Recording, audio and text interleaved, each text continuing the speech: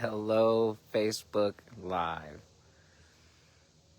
Looking forward to sharing Friday afternoon reflections with you. So, this week I've had some discussions with, some conversations with quite a few leaders, and the discussions have gone really, really well and some tremendous insights. And one for me that just really took me by surprise when I was sharing it was one about asking if you've ever worked on trying to get somebody to do what you would do. Like, I just don't understand, Bron. They just won't do it the way that I do it. Why don't they see what I see? Have you ever tried to get somebody to see what you see and to do what you want them to do when they see it? Many of my leaders, we've had many discussions on that. But before I get to it too far, I'm going to repeat what I said. A lot of people are concerned about my health, especially with the way my office looked last week when we're moving. So I just want you to see that there's a little bit of improvement. It's coming along. I've still got some work to do over there, but it's coming along where I can do my reflections and that stuff out at Living Fulfilled Farms. It was pretty bad last week. So I'm getting better. I'm going to have my thought process back in a place to reflect. All right, so back to what I said. Have you ever wanted someone to see what you see? To do what you would do if they see it? Whether it's, maybe walking through a parking lot. If somebody's watching, they're going to know who I'm referring to. But walking through a parking lot and seeing some trash, as the employees come in, can they just pick it up? Maybe it's, when they pick up a knife. I remember at Michelin, we would go through safety procedure after safety procedure so they would think safe. Maybe it's, if a customer needs something, or if the phone's ringing, why don't they answer the phone? I had somebody that, 2 rings, top 2 rings. So have you ever wanted someone to think the way you think, to behave the way you behave, to do what you would do if they see something? Well, I know I have. And one of those times was with my daughter, Izzy. And if anybody knows Izzy, she is the sweetest of all of my children. And everyone knows that, right? She is the kindest soul. She is the most just giving.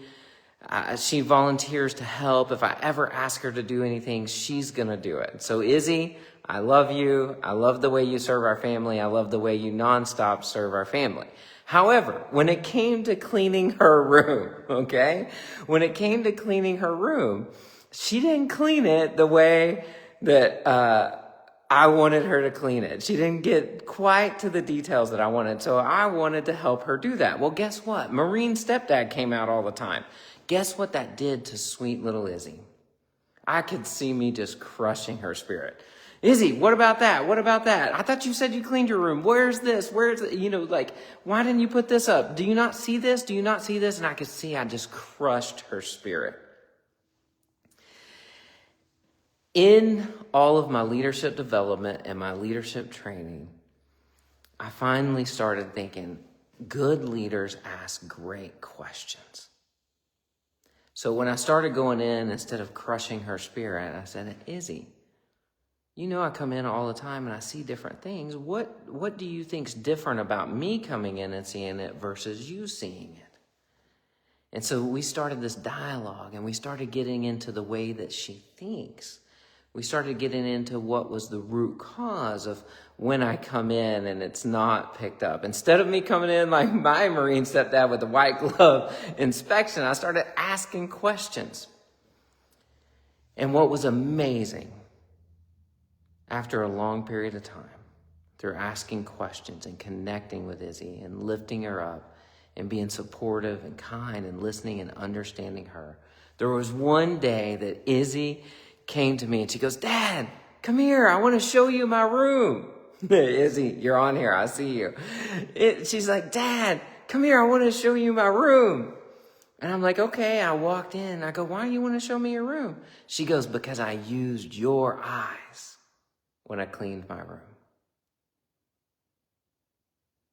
You talk about a powerful moment. in a leadership moment.